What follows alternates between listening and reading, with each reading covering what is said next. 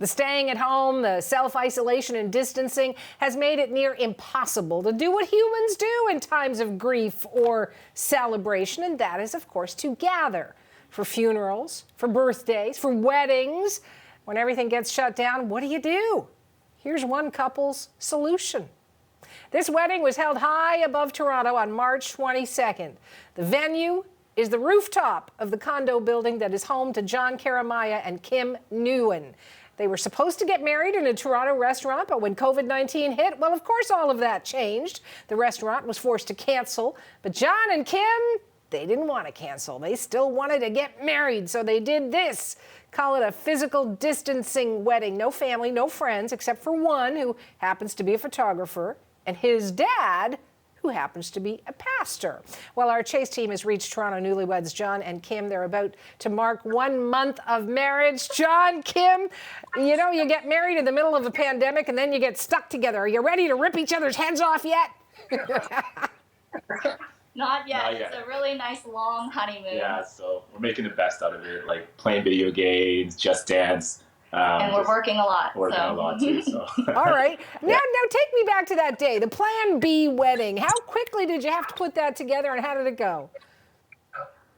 It took a few days.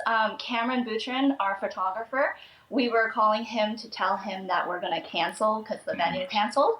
And he's just like, oh, well, if you need me for anything, you just let me know. And we're like, oh, do you have an ordained pastor? And he's like, oh, my dad. So it went actually pretty quick. Yeah, so even a day off, we did not know it was going to happen, but it did, and then it worked out. Yeah, we take it day by day. Day by day. You know what, Kim? A lot of people say brides don't even remember their wedding day because so much is going on. There are so many people around, relatives you haven't seen in the past 15 years, you know, your old Aunt May, whatever.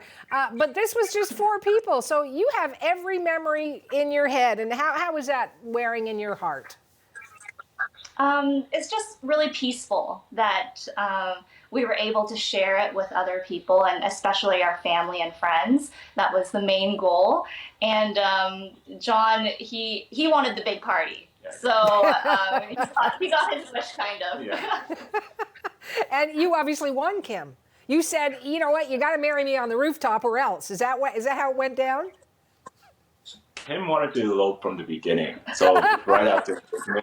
But I was totally wanted to just, you know, do the traditional route, and I had my plans, but like everything happened, and then we just went with the flow. Yeah. So you know what? Kim got her. There's a great movie line in all of this. You know, you love somebody and you say you want to shout it from the rooftops. Well, I guess you got to do that. Yeah, it was so much fun. It was fun. And it was very cold. Yeah, it was super cold. You both looked beautiful, and I'm sure you were thinking about all kinds of lovey-dovey stuff instead of the money. But did you lose a lot of money? We lost some, but you know, we believe that God has done things for a reason, and money is just money in the end. Yeah. We really wanted to focus on our love and our commitment to each other, and we had all the support from our family and friends. So that money will come and go, and hopefully it'll come back to us. We were able to talk to the vendors and try to work something out for it whenever it's like a easier, normal time. Yeah. Hopefully. Yeah. So hopefully we'll reschedule for next year. So you think you'll get your big party after all, John? Maybe. Yeah. Hopefully, I have the suit ready and just waiting for life to become normal. Yeah. But right now, like, we're making the best out of it. I'm married, and just that's how it is. Yeah. Yeah. So you get this ceremony. It's on your rooftop. It's yourself, your photographer friend, his dad, who's the pastor, and the two of you. And then what do you do afterwards? We signed the marriage certificate. Cam's wife, Michaela, was there too. So they were our witnesses. Yeah. And then we just ate some pizza, just the two of us, ordered it. And then we went to sleep. Yeah, took a shower and then went to sleep. Kim was really cold. I was cold, but Kim was really cold because of the dress. Yeah. So after that, we were super tired just because how cold it is, and then we ended our day. Yeah. Yeah. What a great story you have to tell, though. I mean, you made the best of something. You took the lemon and you turned it into this fantastic martini lemonade. Yeah. I think that's all you can really do. At the end of the day, we knew, like, we want to marry each other. We love each other so much, and despite setbacks, I think that you can make the best out of every situation.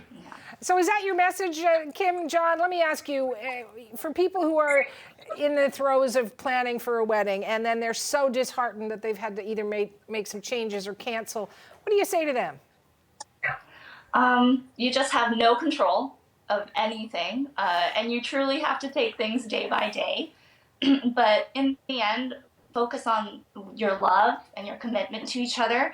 And, your family and friends will always love you no matter what, regardless of the party. Yeah. But we chose to just focus on like our faith and then what's really important and the fact that we found each other. And despite everything, I think it's our first perspective. Yeah. You finish each other's sentences, huh? Yeah. Yeah, we've been hanging out a lot. He's the best. You are the coolest, cutest couple. And I'll tell you, I wish you longevity in your marriage, and I wish you health right now. Thank you for sharing your story. Thank you so much for having us. Okay, God bless. Bye. Bye. Newlyweds John Kyeremeh and Kim Nguyen in Toronto.